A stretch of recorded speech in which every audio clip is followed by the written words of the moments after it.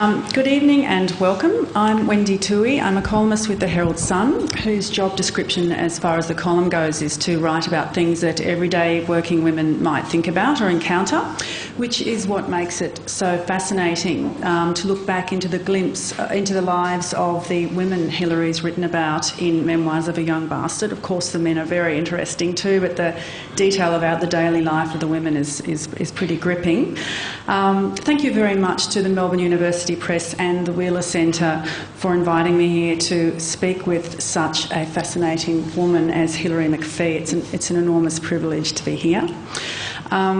Hilary is, as you'd all know, one of Australia's most respected publishing figures. She's a woman often described as a publishing legend and a bit of a living treasure, although she's way too young to be declared a living treasure. For good reason, though. She's a long-time supporter and promoter of Australian literary voices, and since early days as a founding director of McPhee Gribble.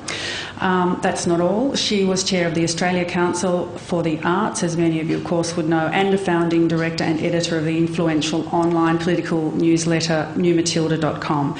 She was inaugural Vice-Chancellor's Fellow of the University of Melbourne and holds an OA for services to the arts.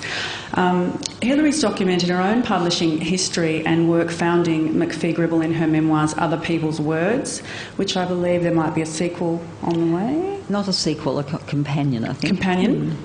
But she's here today as the woman who dared to annotate and edit the sensational, probably not too strong a word, diaries of life in party-hard and free in the party-hard and free-loving Melbourne arts and literary scene of the early 50s, as noted by the late film director Tim Burstall.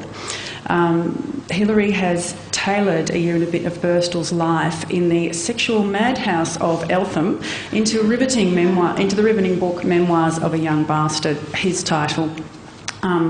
Hilary describes the diaries as one of the most evocative of modern times. Obviously, you'll be well aware of Burstall's work. He was the director of such Aussie classics as Alvin Purple and Stork, which I am old enough to remember. But before he hit the big time, he was a passionate 26-year-old Melbourne fringe dweller, literally and figuratively, with a sometimes, from my reading of the book, ruthless eye for observation and seemingly endless thirst for experience. When he started the diaries, he was in his 20s, married to the also now legendary Betty Burstall, founder of La Mama Writers Theatre, and had two small boys. The diaries are so explicit and at times you feel unforgiving that when he first brought them to Hilary 20 years ago, walking into her office as an elegant-looking man in his early 60s and describing himself as stricken with Shagger's back, they were deemed too hot to handle, too scandalous, possibly defamatory and certainly wounding. Hilary has described the raw material as a relentless record of the gossip, pub talk, progressive politics of the day, arguments about art and craft and the meaning of life, and there is plenty of shagging. So, Hilary, what attracted you to these diaries and why did you take them on? It's a pretty massive project. It was a massive project. I can't really say I was attracted to them. I think that's the wrong word. I was trying to resist them. I'd seen them, as you said, 20 years before when Tim brought them in, and at that time they were... Well, many people in them were still alive. That was one thing, and it made it, all Diana Gribble and I could see really was the problems of publication. We thought they were extraordinary, electrifying, an amazing portrait of the period. 1953 to 56 they covered. But we knew they'd be terribly, terribly hard to publish. We were the kinds of publishers who took on challenges, so we didn't actually decide not to publish. To our great relief, Tim came riding by one day and said that he'd changed his mind. I think because he realised he'd be sued too, not just the publishers, and there'd be a real problem. And we were rather poor, and suing us would have been less effective probably than suing Tim at the time. So he went away, and then 20 years later, maybe even a bit longer than that, I found myself sitting next to Betty Burstall at a lunch, And before I could stop myself, said, "Whatever happened to those diaries, Betty, that I saw years and years ago?" And she said, "I still haven't read them. They're by my bed." Well, the temptation must have been pretty strong, well, though. actually, it turned out Tim had told her not to read them. I couldn't believe Betty was as obedient as that. So after he died, she still didn't read them. That's then. what she Wow. said. And it may well be true, but Betty undoubtedly knew some of the things that were in the diaries because Tim used to read bits to her. He used to read bits to all kinds of people at Eltham dinners and things. And he read things to his girlfriend, Faye Zwicky, who was very much a big player in this because he was obsessed with her while he was married to Betty. So I didn't really know whether I should believe Betty, but before I took them on, I read them again and I thought, do I want to be inside the head of this particular kind of man for the next 18 months or whatever it was going to be? And thought, I don't think I do. I don't think I need this. But I had the bright idea of going to talk to Betty, who lives just round the corner from me in Fitzroy. And I sat at her table with the diaries in front of us in a great big box, 900 pages of them. He wrote 500 words a day for 3 whole years. And we flicked through them, and I'd made little pencil marks on them and to ask Betty who people were or what this bit was all about or which John were we talking about, because there were lots of Johns. Tim didn't use surnames, but he just flung in all kinds of names. There were millions of names of people. Every party, every branch meeting of the Communist Party, every film society meeting, he'd use real names, but often just because he expected the reader, I suppose, the reader who was him most of the time, to know who he was talking about. The task of unravelling who he was talking about lay very much to me and lay with me and Betty. So I interviewed her and I taped her too, because we were having wonderful conversations, I realised. They were extraordinary, sort of women's talk. I was saying to Betty, how did you feel about that bit? And she said, I don't know, just read it to me. Yeah, you said in your introduction that you actually read the hard bits to Betty. How did that feel, reading her own life to her? Things by that might have been by then quite I knew painful. what kind of woman I was dealing with. Betty, I'd known Betty slightly for a long time, her La Mama years and later, and she was riding until very recently a bike around Fitzroy. We'd see her, peddling in red and yellow stockings and being a gutsy Fitzroy woman. So I wasn't scared of asking her things like that, but I knew this kind of stuff was painful. I mean, it would be to me, and I'd read things out about Tim saying to Betty, go up the hill and have so and so, or I'm going to have so and so tomorrow night. This kind of talk, and I'd say, how did you feel? And she'd say, quite all right. It's a long time ago. It doesn't bother me. It didn't bother me, or I didn't like it much then. So gradually, a kind of picture started emerging of what, in a way, was a kind of complicity, but which interested me very much. But the deeper I went into it, the more I realised it wasn't just complicity, it was something else going on. Also, it reminded me constantly that we're inside the head of a bloke. They're Tim's diaries. And we're seeing Betty behaving according to Tim's diaries in the way Betty was behaving. And we can't sit in judgment on that. No. Absolutely can't. You have said, though, that being inside his head for the period of time it took to bring this work together was debilitating. How so? And you also said you found yourself taking sides and trying to stop doing that. It was quite a tussle. I'm trained long ago as an historian and an archaeologist, and I felt a bit like an archaeologist doing this sort of thing in a way. I had to kind of keep reminding myself that I was inside the head of Tim, and I was bringing material to bear on the diaries that wasn't his, that was my version of Betty's. I was doing something pretty... a lot of responsibility, sleazy in a way. I mean, and I felt at times, was I distorting what I was? I was not going to distort the diaries themselves. That I was terribly adamant about in my head. even though they were at times irritating me, distressing me, making me want to fight about what was in there, making me want to protect people that were in there.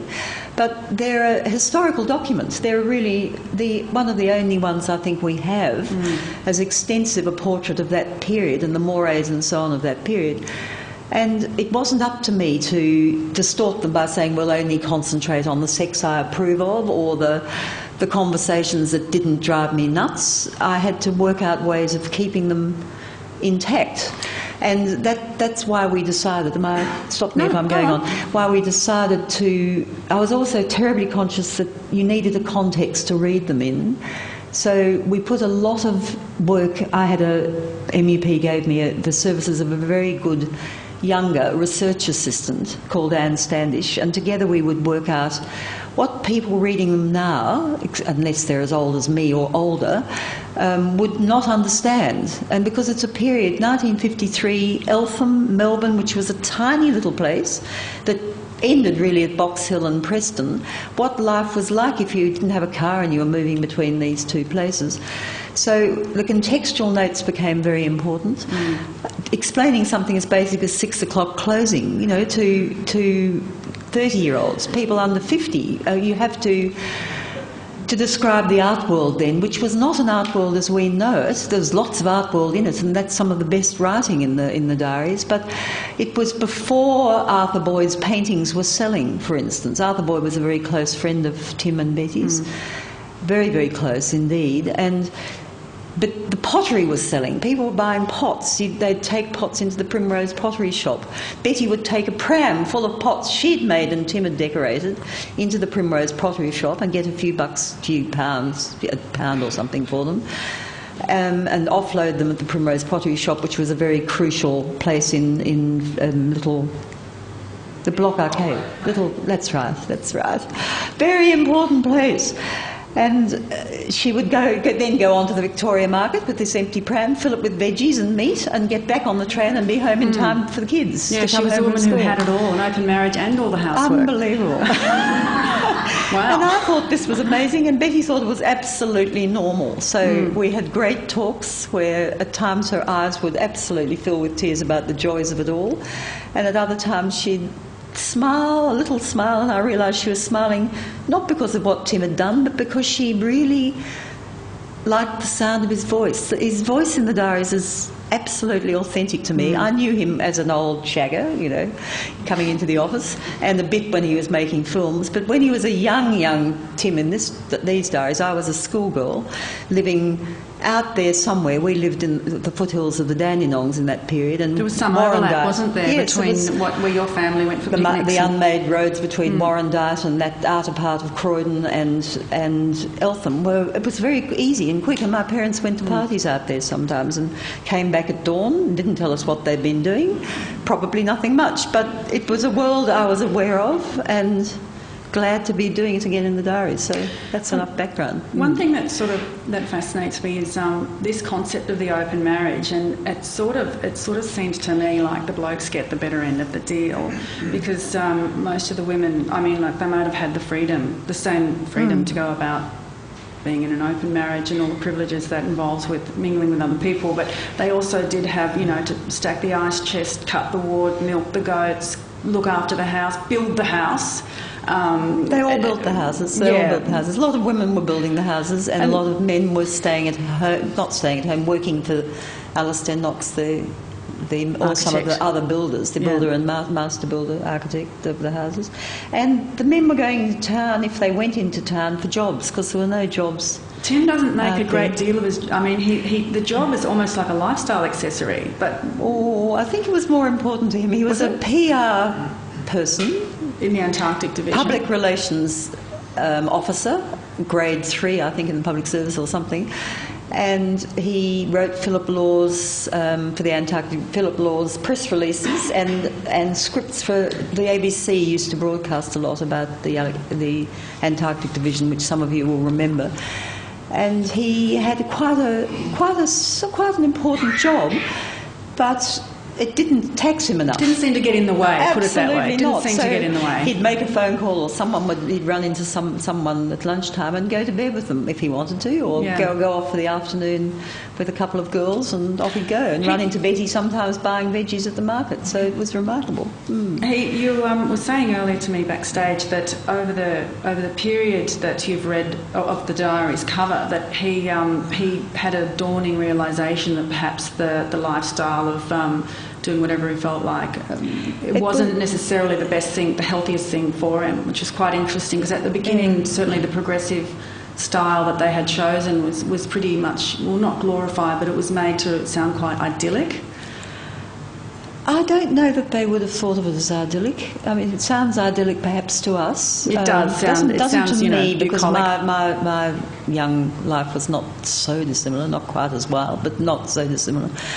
Go Hilary. But they knew. I mean, it was a world where it was immediately post-war, wasn't it? 53 to 54, and there were men in that world who were damaged by war, and damaging, and insecure, and naive, and and there were women who were damaged and damaging and drinking too much too. So it was not as simple as just an idyllic hippie life. It wasn't a hippie lifestyle by any means. They didn't call themselves bohemian, which is another thing I find quite interesting, because Tim was anti-Anglophile, if anything. He had English parents who treated him rather badly. Very badly. I don't know if I've got. Tell us about story. That's a fascinating story. It's the backstory to the whole thing. Because also it's been suggested in the book too that background that he had of being disowned and made a ward of the state by his parents in order to try and prevent him marrying Betty after she fell pregnant. It did prevent was a real framework Betty. For his whole idea about how he wanted to conduct his life. Yes, that's right. And that emerged when I was talking to Betty. I had no idea of the earlier days, except that there have been biographies released in recent years that make it clear that the open marriage that the Burstalls had extended to the open marriage the Boyds had, and extended to the open marriage of Arthur and Yvonne Boyd. So there were things that I dimly knew but didn't realise were relevant to the diaries until I started talking to Betty. But when I started asking her about the early days of the marriage, the diaries begin in 53 when Tim and Betty are building at Eltham. And Tim has come back from a stint away in Canberra, and it was a sort of separation because Betty, and she was adamant about that, had the first affair in the relationship, outside the relationship, with John Percival, and this was well known. This was known in arts circles and certainly had been written about by other people. But I didn't realise that Tim was in Canberra learning about film at the National Film Archive, which was then attached, I think, to the National Library. I've forgotten, someone here will know better than me about Canberra of that time. It's exactly the Canberra that Frank Morehouse's last volume is about. It's fabulous. They're very parallel stories. Anyway, Tim came back, of course. They didn't intend to separate forever, and by then Betty was going to have a second child. So Dan was born before Tim went to Canberra, and little Tom was born when they were living at Eltham. So there are two different worlds of the diaries in a way, and it's crucial to sort of understand the difference, because Betty, I think a lot of Betty's responses to Tim were to do with her feelings of guilt perhaps in the marriage, I don't know. But certainly Tim was angry, and they didn't write to each other much, and he came back and they got on with the marriage as best they could. So they made a good fist of it, I think, is the best I can say about someone else's marriage, and the marriage survived for a very long time until, as Betty said, they separated again when Tim was a very, very famous and successful commercial filmmaker, and Betty's La Mama Writers' Theatre had got off the ground, and they went to America and came back, and then they separated again and Betty went to Greece. But they, as a lot of you will know, when Tim got cancer in the 80s, Betty came back and looked after him, and they lived together again till the end of his days. So it's a love story. The other part of the love story, of course, is, which I do want to talk about, which is Faye. Yeah, I was going to ask you about her next. She's a fascinating character. Faye is indeed another brave woman who was the other woman in the diaries. And when I read the diaries, Faye Rosefield, I checked on Faye Rosefield, who in the diaries was a 19-year-old university student. Very beautiful, very clever, doing Russian literature. Honours at Melbourne University, there's only one university then, of course. Concert pianist. She was a very good pianist. And Tim was obsessed with Faye and determined to try and get her into bed. So he's chasing Faye. Betty knows all about it. All Tim's friends know all about it.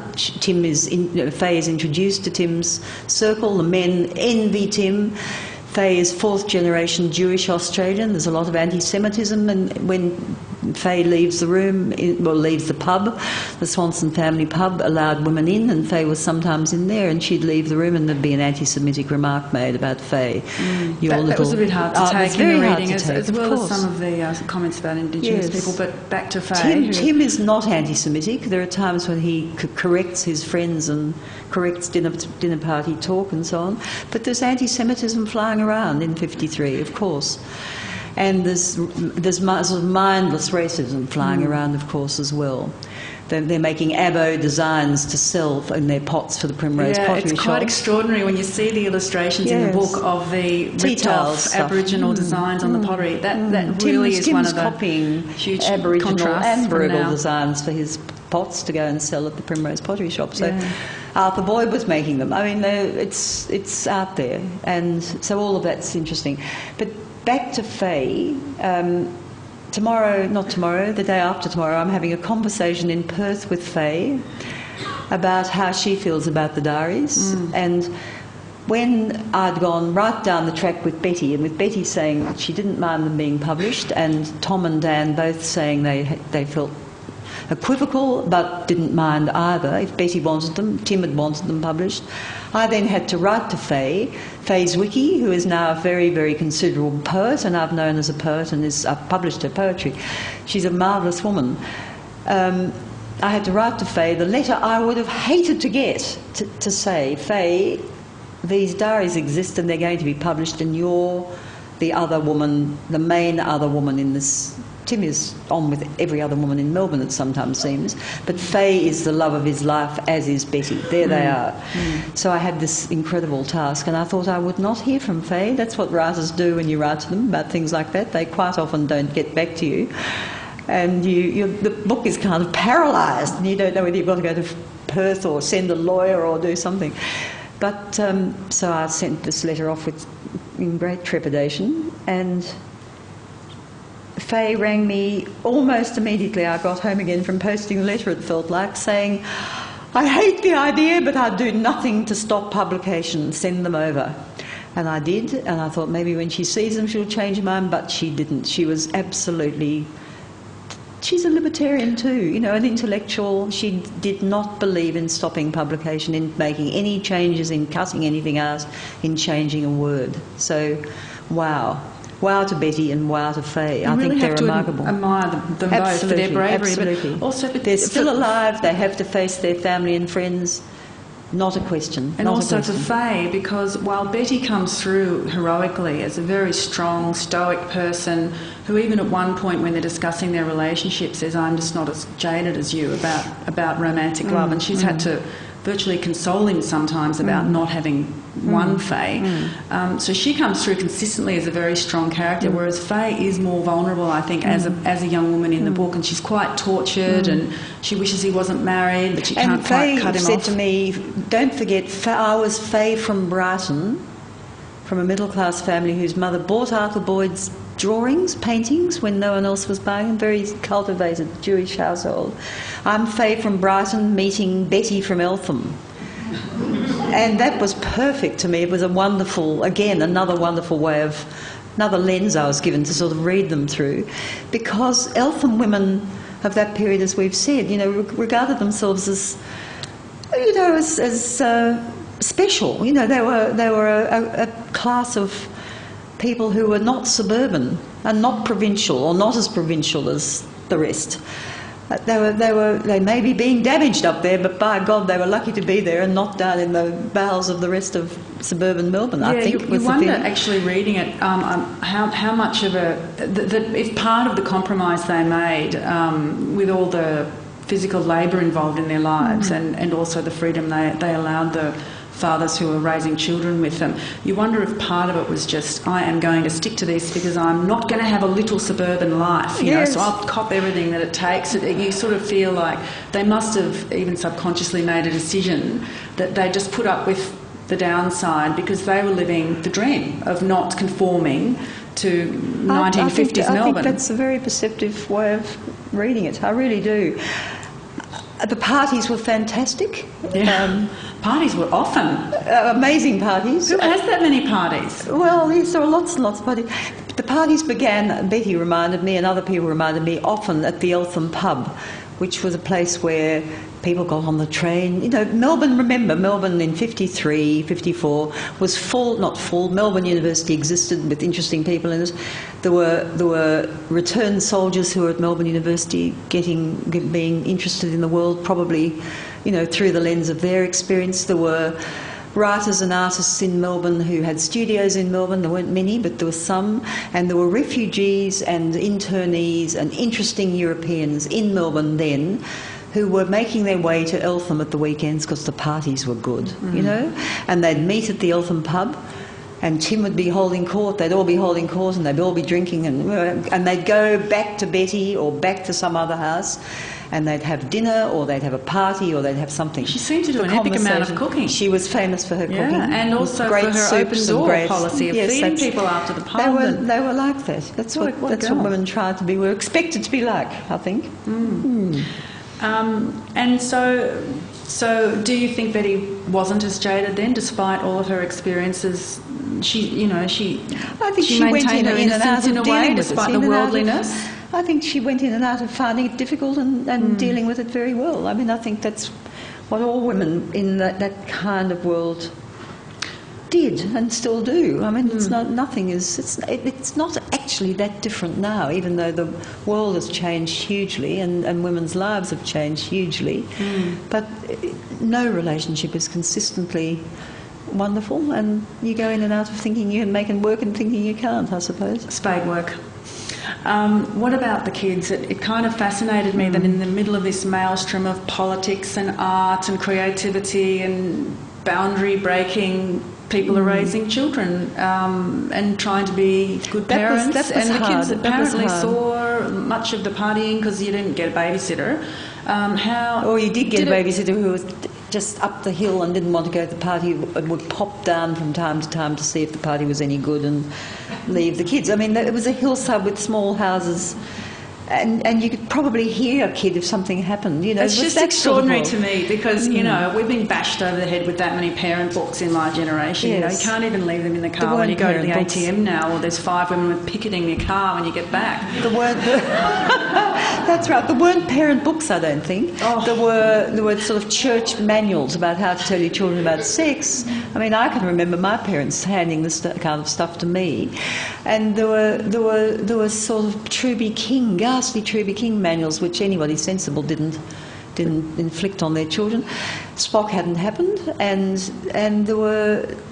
They were young parents too, Hilary. Compared to this day and age, they started early. 26. Well, Tim and Betty were. Yes, how old was Betty? Had their first child when. Well, Betty was a year older than Tim, and they had their first baby died, was horrible. Oh, yes, that's right. But their second baby was Dan, who's a wonderful man and a friend now, who quite freely said he hated the diaries, he loathed the diaries. And I said, why, Dan? And he said, because I read them when I was 12 and I hated them. I hated what was in them. And he said, the only time I liked them was when I brought my friends home from high school, to read the bits about their parents. That's not a bad party trick, is it? That's not a bad party trick. So Dan was brave and he said, OK, let them be published. Tom, meanwhile, was younger and had a much more, he would say this himself, a much less complicated childhood. We all have different childhoods in the same families, you know.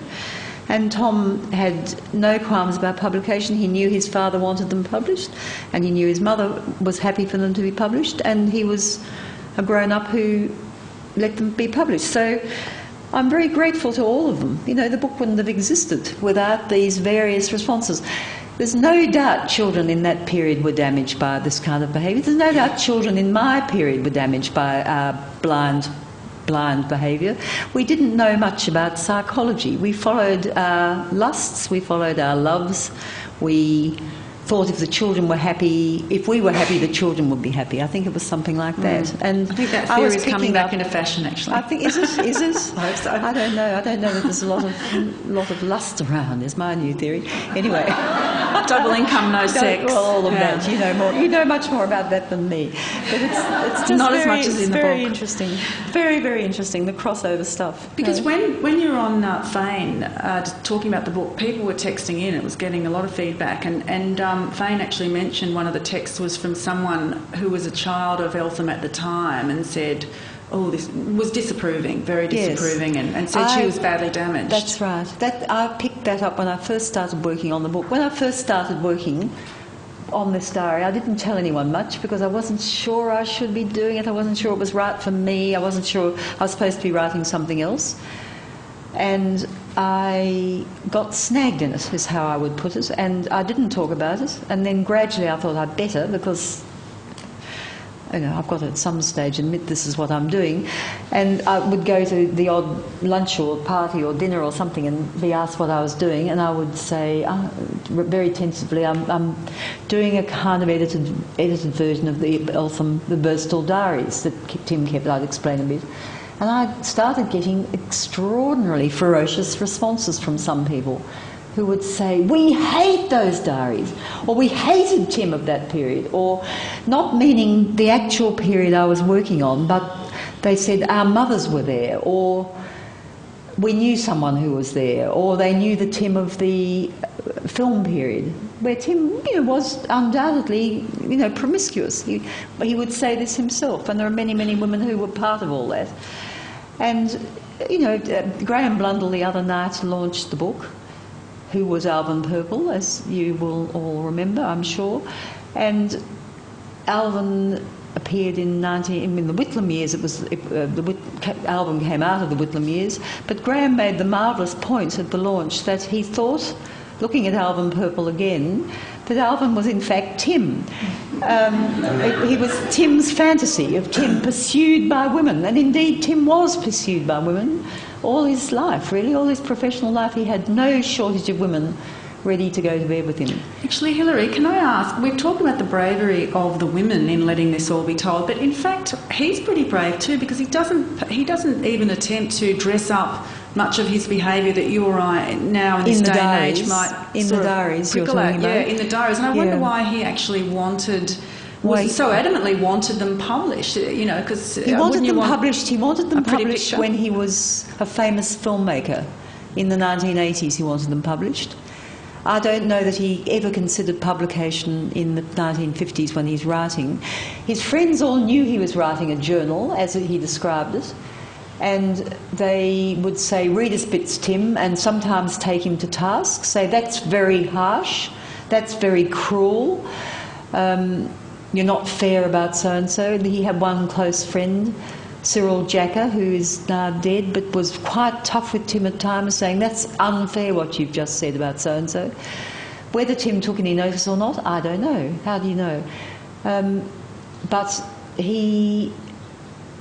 Tim, look, this is one of the things that interested me hugely about the diaries, and another reason why I took them on, was I've all my life been fascinated by the evolution of this little culture of ours through a period when, you know, there wasn't much happening after the war. Any Australian books that were being published pre-war were not being published anymore. Publishers were still printing on really terrible war quality paper, and there was not much around, you know.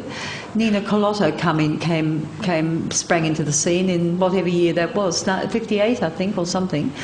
But in the period Tim was writing in, there were short stories starting to be written. Meanjin and Overland were certainly publishing stories, But Tim was scathing about Australian literary production, and I think he was pretty right, really. Patrick White hadn't published yet. He was early 60s, and Christina Stead was writing her wonderful novels, but she was not being published in Australia. So it was a bleak. There were no Australian films, and it was a bleak period. And Arthur Phillips, I've written an essay about Arthur Phillips because his cultural cringe was 1950, exactly the same time as this. His marvellous essay in Meanjin, accusing Australia of still cringing culturally, being intellectually timid. He was talking about the intellectuals, he was talking about academics, he was talking about some of the writers of the period. Not the theatre, because that was deep in satire and deep in rather brave stuff being done. But he was talking about mainstream work being kowtowing to England, as indeed it did, and as indeed it still went on doing until, the Whitlam era, I suppose, where people like me started doing things and people started making films like Tim did, and there were art films and there were commercial films and there was a lot of activity. So the diaries document a wasteland out of which was starting to come the glimmers of riches, and Tim was part of all that, and that's what I was drawn to. You do very get the much. feeling of, and a sense of ennui and a sense of, that restlessness, and lack of enough intellectual meat for him in the city of Melbourne. But there were the artists, don't forget the artists, and, which he was so passionate about. He had a very good eye for art, and Arthur Boyd was his best friend. John Percival would have been if he hadn't gone off with Betty. Except for their little uncle, I mean. So they're fighting, they're arguing about art in the pubs and the studios, and it's fabulous. It's wonderful. Oh, that's definitely glimmering, but you feel that he describes himself as unhappy in some of the work, and he's emotionally drained by the way he's living. There's no doubt. But you wonder if he'd be happier now, like looking at Melbourne now, Melbourne then. I mean, you sort of feel, you poor bugger. We're looking at Melbourne now and the explosion of creative activity and intellectual activity, and women are allowed at the pub. That's a good thing. Well, it means you've got a bigger choice of pubs. I suppose that's the best thing. But you probably it's not very different. I mean, I think you still it's not a wasteland. You've still got now, women chasing men in the same way as they did. Nothing much has changed.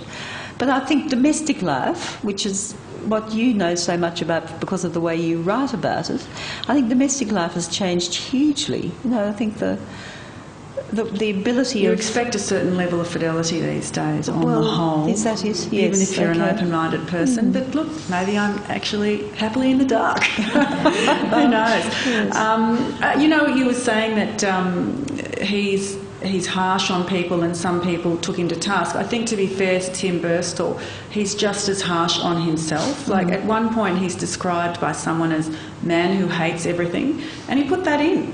He put that in. So I actually admire the fact that he was very bruised by what had happened to him as a young man. Yeah. Do you remember? When he was stopped.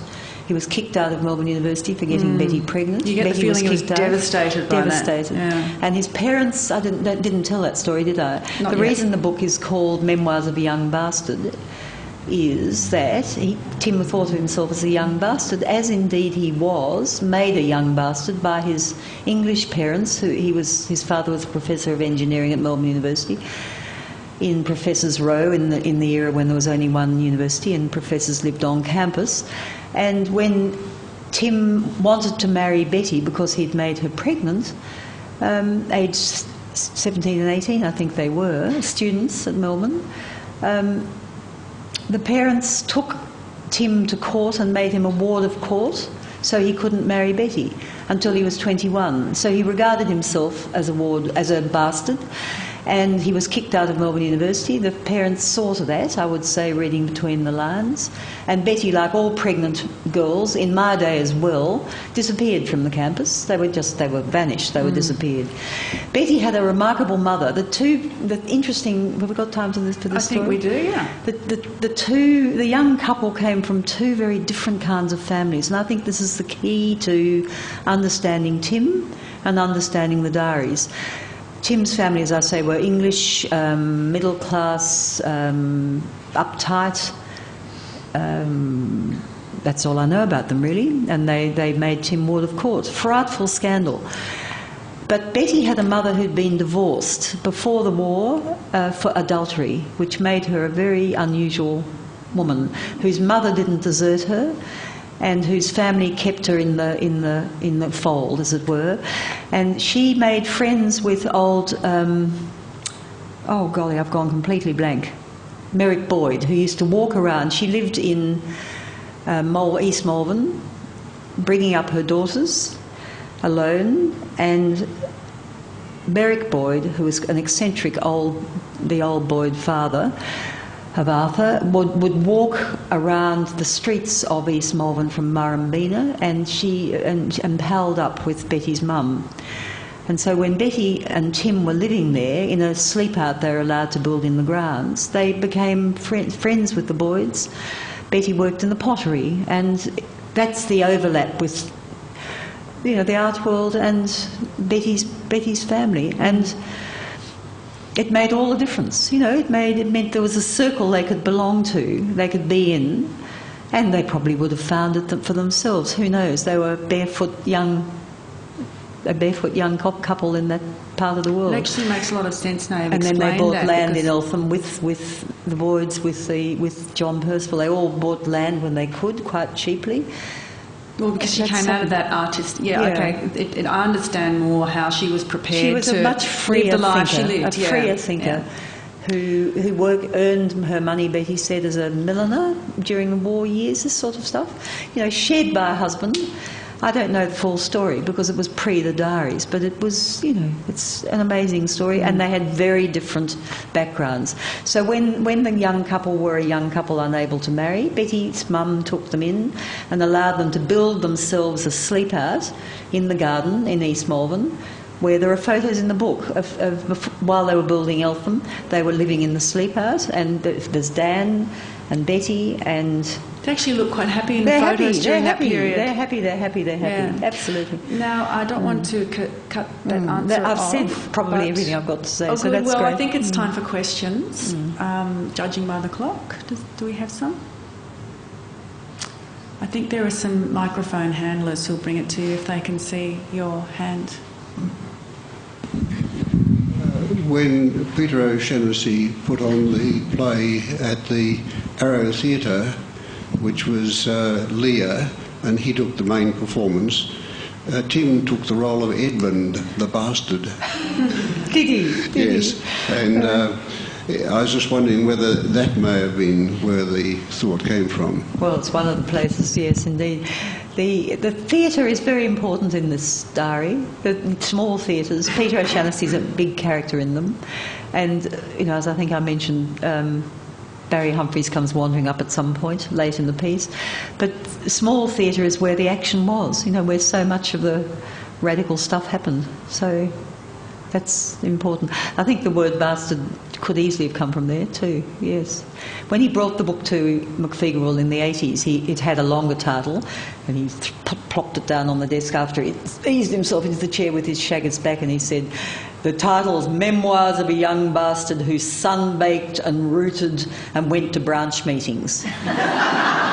And it was a perfect title because that's indeed how he lived. There's a lot of sunbaking in it. A lot of sunbaking. Talk about politically incorrect. Absolutely right. Sunbaking all the time, on the roof at Eltham, on the roof at wherever he could find a roof to sunbake, and then going in a rather bored fashion to branch meetings because they both were members of the Communist Party.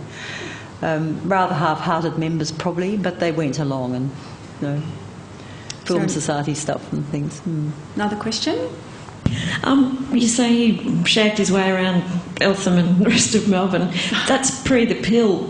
Was there a trail of children left behind, or what? Trail of children left behind. There are a lot of abortions. There are a lot of jokes in pubs about whose kid's who. The red-headed kid joke. That's a lot of that pub talk. I don't know about trails of kids being left behind. Who would I ask? How would we find out? We'll never know. Maybe that's behind some of the anger in the, my mum had a hard time stuff. Certainly, yes. There's a lot. You need to move. Yes. Oh, sorry. Yes. Okay. Someone else told me that. And another question? I have one. If you're free to answer one. Do you think he was good in bed? because the reason I ask isn't for salaciousness. It's because while much is made of having as much sex as you can, a lot of it seems perfunctory to me and relatively passionless. Like there's one moment when there's been a party, I think, and Betty gives Tim permission to go up the road to have Vera. And Tim gets there and says, "How long have we got till your husband gets home?" And she goes, 15 minutes. I mean, yes, but that's Vera saying, "My husband's coming home and I don't want him to know." I know, but it also, why would you bother if it's going to be some passionate affair? Yes, there's that. Really, and apparently there are plenty up against your tree. I mean, was it about numbers? Was he a numbers man? There's a lot of talk about all this, of course. Everywhere I go, that's all anyone talks about at the moment. And I'm getting emails from people. I left it till late in the conversation. No, it's all right. I have friends who knew him later in the piece and said he had a kind of Kinsey belief in the power of the ejaculation to cure lesbianism. That was one belief. He also thought if you had progressive. It was progressive. If you had a lot of ejaculations, you were very virile. So I think there was that. I don't know. Look, there'd be endless stories that would tell you different versions of this. I think how would I know? I didn't go to bed with Tim. There is a terrible, horrible list flying around that various people email me about, where Tim kept a list of every woman he ever fucked in Melbourne. And I was offered this by one of the sons, and I didn't read it because I thought I don't want to know because it will distort. That's TMI. We call that these days oversharing. Yes, I didn't want to know because I knew I'd know a lot of the women on it, and it would make me angry. And just the way it was expressed I didn't like, of course, because they fucked him back. I mean, they were complicit or they were chasing him or, it's not ever as simple as that. No, so exactly. That's the message from the diaries, where they're remarkable diaries because they're not simple. It's not just a simple account of bad behaviour, of shagging or rooting or whatever you want to call it. But there is a lot of rooting in it. I had to ask that. Are there any other questions from the floor? Because I've got another one otherwise. Oh no, here we go. I'm sure there are a number of you here who could answer that last question much better than I could. Okay, put your hands up if you're shagging. Go ahead, please. Confess, whatever you want to do. Make a myth out of yourself. Or a legend. I just wanted to ask about why he actually wrote the diaries. Did he have it as a creative outlet? Did he have it as a psychological outlet? I mean, what was the purpose of him? Because, as you said, he wrote 500 words, so it was a discipline as well. It was a discipline, and he was, as anyone who'd known him, he was always an autodidact. I mean, there was something really, really driven about Tim. He wanted to make something of himself. That's after being, this is rough psychology, after being declared a bastard by his father and blah, and patronised by Melbourne University endlessly. It was a very patronising place in those days. I remember it as patronising too. Yes, perhaps. Making something of himself was really important. I don't think he knew what. He certainly wasn't setting out to make film, although he loved film, and his comments on film are terrific in the diaries. He was very articulate about film and knew what he liked and knew why he didn't like things, and was very dismissive of things that everybody was raving about. But one of the other reasons I was drawn to the diaries, I'm telling you everything I was drawn to, not why I was repelled, was I could see him teaching himself to write or learning to write. You could actually... The very early parts of the diaries are much less well written to me than later. He becomes amazingly good at capturing a pub talk in a paragraph, There's a glimpse of Manning Clark, who I also knew, who lived out near where we did in the Dandenong area in that period. And there's a glimpse of Manning Clark in a pub. And it's spot on. It's absolutely, you can hear Manning's voice. He somehow got good at capturing voices. I don't know how he did it. Pub talk, there are all kinds of people in pubs, some of whom I knew. Max Teichmann I knew much later. Arthur Boyd, lots of people I met later. But they're recognisable, and they're sort of... The way they talk about their work is recognisable. The way Tim gets them to open up about whose painting's best. There's a wonderful conversation with Len French, who's very young, with a studio in Brunswick. Not a studio, a room he's painting in with his young wife, Helen. And it's a marvellous conversation about what he's trying to do with his work. And Tim's standing by saying he doesn't think much of some of it. And he's probably right, you know. He's very, very good at talking about stuff. So I think he's practising. I really do think he's practising. But I think it's gradually dawning on him that he's good at it. The great mystery for me of the diaries, and I don't know why I haven't mentioned this before, is how they happened. I think because he never learned to type. Betty said there was a typewriter. He spent money on this Olivetti like everybody got in 1955 or 6 because they look great. There's a red typewriter sitting there, but he never learned to use it. And I think he probably took notes in pubs. Men did. They sat there and took notes, or went into a corner and wrote something down. But I think he had a very good memory, and I think he certainly describes writing up his diary at the weekends. And two of his sons remembers going into the office sometimes at weekends, whether they went in with the diaries to be typed by a mysterious young typist in the office. Certainly they remember a pretty young typist in the office typing a little story that Tim had written for them, or someone had written for them, like parents did in those days. So I'm dying to meet the typist, and I'm getting mysterious emails from one woman who says to me, I know what's the word she uses? It's wonderful. I know the names of 2 of Tim's conquests at the Antarctic Division. Wonderful stuff. So I'm going to meet her after I get back from Perth and try and find out. She's very, very proper, and she doesn't want to tell me their names because they're still alive. And I'm not interested in whether they actually went to bed with Tim. I'm interested in how the diaries looked when they typed them, because all that exists, and the State Library's just acquired them, are these foolscap pages, typed badly, or typed with lots of different ways of spelling people's names. They're well typed by a proper typist, but there are lots of inconsistencies which made editing very hard. So, which do you think gave us the greater understanding of ourselves, Tim's diaries or his movies? Or is it too hard to compare apples with oranges? Oh, I'd have to say the diaries, but I think you get a greater understanding of the movies if you read the diaries. That's what I would say. There's a wonderful little film I'll just quickly mention before we finish, called The Prize, which some of you might have heard of or seen, which was pure Rossellini, made by Tim in 1958 or something, I think, but not released till later. It took a long time to get the money together and to make it. It was all handheld camera stuff from the Antarctic Division and all that kind of business, very heavy camera. And Betty in the river at Warrandyte holding up barrels with her sons in them, you know, chasing a goat down the river. Wonderful film with about 6 words in it.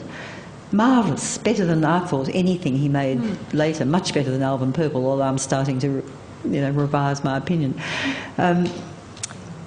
I think that was fed by the diaries, and you can understand it's about Australian childhood and the magic of the kinds of childhoods that no one has anymore. Kids running barefoot through the grass. The bush is a character too, isn't it? Just as much as the city of Melbourne is. Absolutely, and the river streaming down, and kids. Betty's in the water holding up barrels. You know, you can't see her, but in the whole diaries, the bush is a character. The bush is a character, absolutely. And Eltham then was mud. That's why they made mud brick houses and put rooms on when they had kids. Any more questions? We've got a little bit more time. There's one right at the back, one at the front. Just very briefly on that note, it seems to me that he left the perfect material for an absolutely wonderful film. Has there been any interest, or play, even better, I think, in the diaries? In making a film or a play? He made a film himself called 2000 Weeks, which I haven't ever seen, which was autobiographical, I think, wasn't it? Does anyone know? I didn't... So he did try to make a film using his kind of lifespan. I don't know about that film, but I think you could easily make kind of television stuff about Tim and the diaries. I don't know. Haven't gone down that path. Another question at the back. It's just wondering whether Betty and Faye ever met. Yes, they certainly did. Betty was marvellously tolerant and invited Faye to her parties, and in fact invited Faye's parents invited. This is how the world worked in those days. Faye's parents let Faye have a party in their house at Brighton, to which Tim and Betty came, and Arthur and all kinds of people from the Drift rocked up. And then Tim's a bit scathing about the party. It's a bit bourgeois for him. The house is a bit posh, I think, because his house is mud brick with rooms tacked on for the kids and, you know, all that. So it's very interesting. They were not concealing the fact of their love for each other. Faye loved him. She didn't go to bed with him in the end, and she said he liked talking about books more than sex. I find that hard to believe. But she's the love interest. She's pursued. She's the other woman. And she's very elevated, isn't she, by him all the way through? Yes. She's on such a pedestal she's on a intellectually pedestal, and as a but person. she puts him on one too. She adored him, yeah. And she keeps saying, I'm not going to see you anymore, and then she rings him up, and you think, oh, Faye, go away. Here she comes back again. So I've got her in Perth coming up. And I think we've got a few more minutes. Sorry, there's one at the back. Sorry, I can't hear you. Discussed some of the journal material with Tim, and he was talking about it in the line of having to write regularly like that. The discipline of it would cause his writing to improve. We were both talking in a scathing way about some of the film scripts that became contemporaneous, and they were very much a cliche. And he was interested in film, and he wanted to get into some sorts of reality in his dialogue. Yes, undoubtedly, yes. He was a documenter, absolutely a documenter. That was how I saw it, you know, and a brilliant one. People have said to me again and again since they've been published how marvellous. When I was working on them, I thought, I'm going to be the only person on earth who will read all of these from cover to cover, and thinking I'm mad to be doing them. But I'm just knocked out by the number of people who are reading them consistently from go to woe, because they're wonderful. They're so alive, you know. So remarkable that you had a conversation about just that. There's one at the back.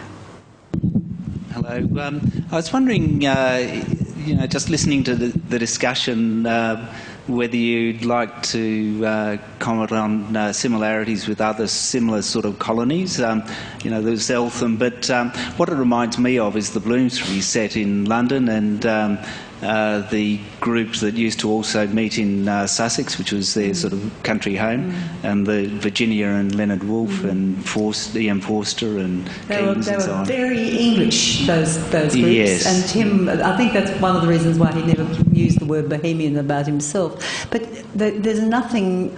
I mean, they've got libertarian views, and perhaps similar views about empire, but they're very different, aren't they? And they were pre-war. And there's a wonderful diary still coming out of Frances, what's her name? Her diaries are still coming out about Bloomsbury. Gosh, I've forgotten her name. Anyway, there are still old Bloomsburyites producing diaries today, but I don't know about colonies in Sydney. This is pre-Sydney push time. This group described themselves as the bush, as the drift. This very loose-knit group that drifted from pubs to universities to Eltham. They were different from the push, which were around specific inner suburban areas in Sydney. I don't know about the push in '53. Some of you here may, but. No, I don't. And I don't know of diaries coming out of any of this stuff. One of the interesting things I'll just say very quickly is there are so few diaries from this period. I suspect today diaries turn into memoirs more than they turn into, rather than people writing 500, 900, well, how many 900 pages, nearly 400,000 words, which is not a book. That's about 6 books today. So there are very few examples of Australian diaries of this weight of a very short period of time of a particular group that I know about. There are Donald Friend's remarkable diaries, of course, as well, but we haven't had many others. Painters tend not to keep diaries. They keep kind of artist books, which are different. And writers keep diaries, and they keep chucking out bits that they don't want read again. So it's a lot of manipulation of diaries. But Tim didn't manipulate, as far as I know. Maybe someone will prove to me that he did. I don't know. We're running out of time, but just let me ask one thing. How did you come out feeling about Tim Burstall the man?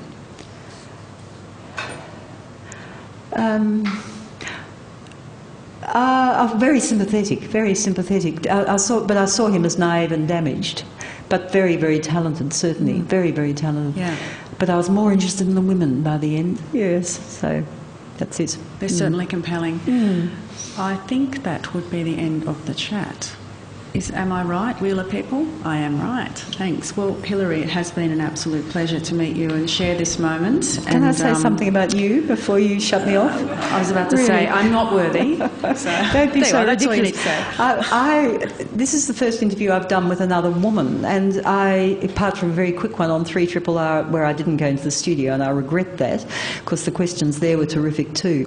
But I was so glad to have Wendy doing this, because I knew she would raise questions about things that hadn't been raised before, and she has indeed. So it's been terrific for me. So thank you so much for doing it. I hope I've done them in a non-judgmental way. I mean, yes, good. Thank you very much for having us.